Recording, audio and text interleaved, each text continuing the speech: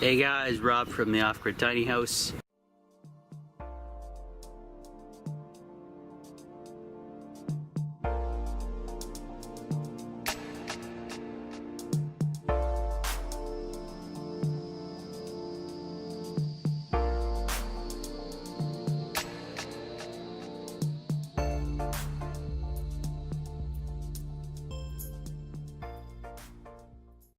Another beautiful day here at the Off-Grid Tiny House.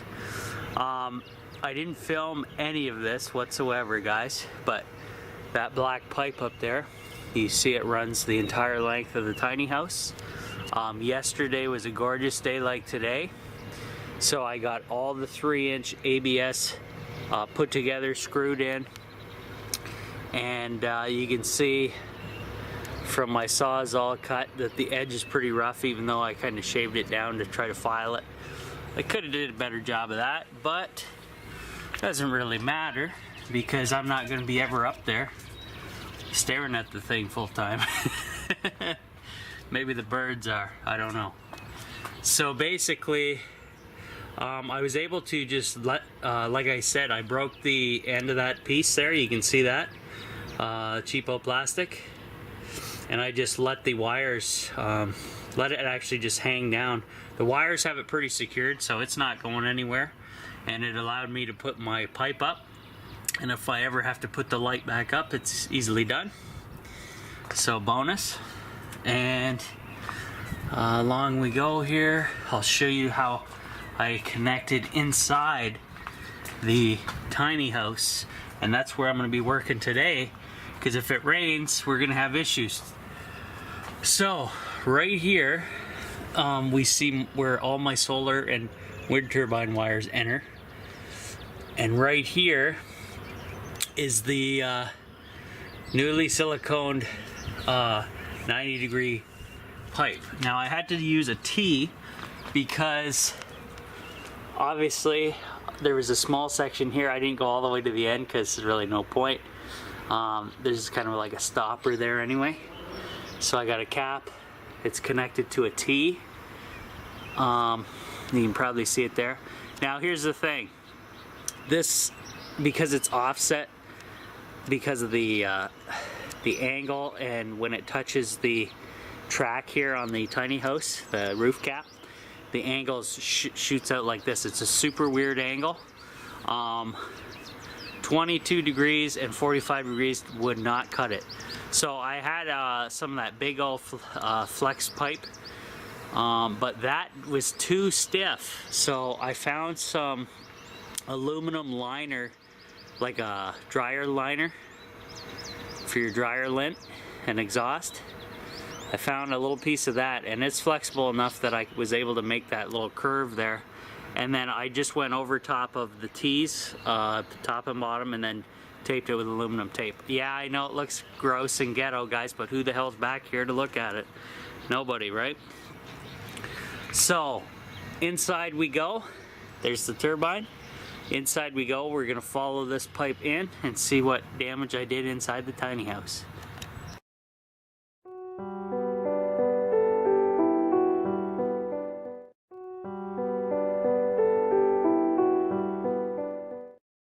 Alright, back inside the tiny house, guys. It's actually 74.6 Fahrenheit outside and 58.2 Fahrenheit inside. Humidity's a little high in here. And it is 14.6 Celsius inside. Wet, unhappy. 23.7 Celsius outside. So there we go. We'll take a walk over here. Got my little drink. So I made a mess that I need to clean up heavily.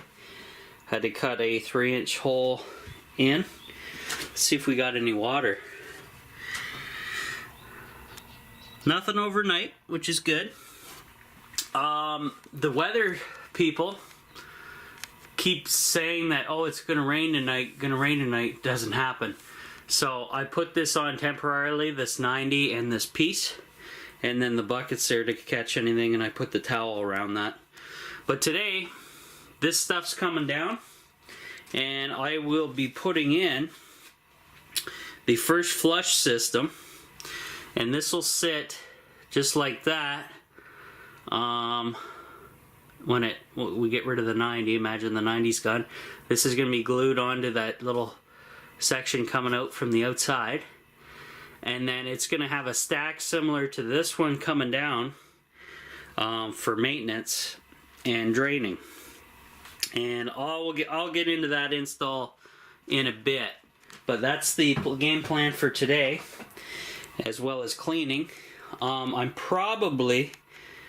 not going to turn on the entertainment setup just yet, because I want to get busy working and get this done, but we'll get there eventually. Solar's looking good. The wind turbine is not on because there's no wind, as far as I can tell today. So everything's looking good there.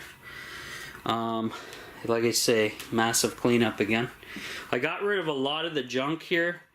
I'm going to be using this stuff for some different items. One's SHTF. I'll get to that later. I got some scrap paper. I think, yeah, everything here is scrap paper.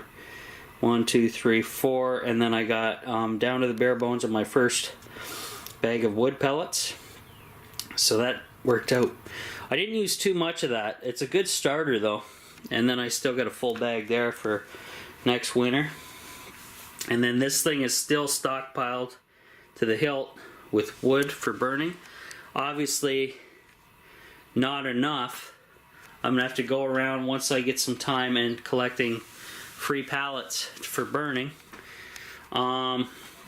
Here we go. This is what I want to do. I'm going to show you more about the first flush system and what we want to do with this.